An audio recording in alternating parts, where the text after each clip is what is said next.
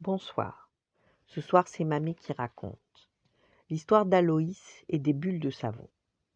Il était une fois un petit garçon qui s'appelait Aloïs, qui demeurait chez son oncle et sa tante. Mais cela n'avait rien d'amusant.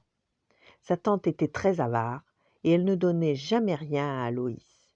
Et son oncle était très sévère. Aussi, le petit garçon devait travailler sans cesse et ne connaissait pas beaucoup de joie.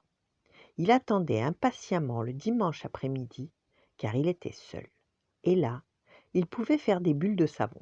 C'était son plus grand plaisir.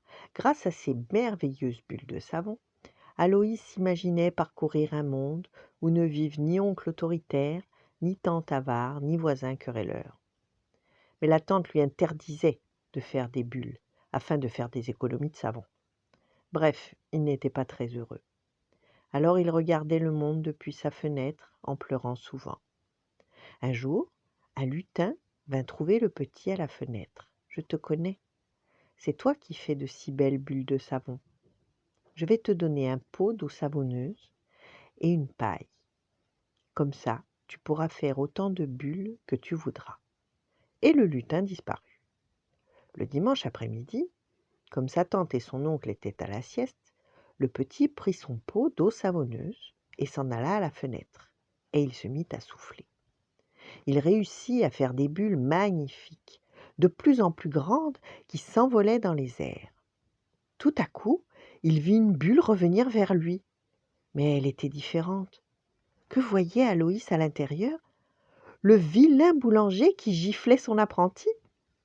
Dans une autre, il vit la voisine, celle qui dit du mal de tout le monde. Encore une, et c'est ce méchant voisin qui crie si fort après ses enfants que ses yeux lui sortent de la tête. En fait, les bulles avaient attrapé tous ces gens qui, par leur méchanceté, rendaient la ville triste et inhospitalière.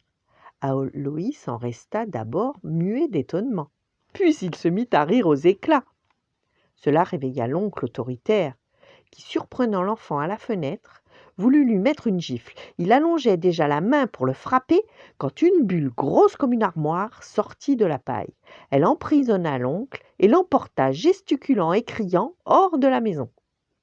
En fait, grâce à ces bulles magiques, le petit garçon put débarrasser la ville de tous les habitants méchants, autoritaires, avares, cruels ou malhonnêtes. Ils se trouvaient tous emprisonnés dans des bulles flottant au-dessus des toits.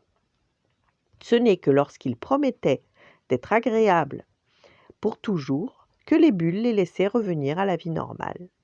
Certains ont mis un temps considérable à revenir. On ne sait pas combien de temps sa tante et son oncle ont mis à redescendre. Mais depuis ce jour, Aloïs a toujours sa paille et son pot d'eau savonneuse, et sa vie est bien plus heureuse. Voilà, bonne nuit, faites de beaux rêves, et à demain.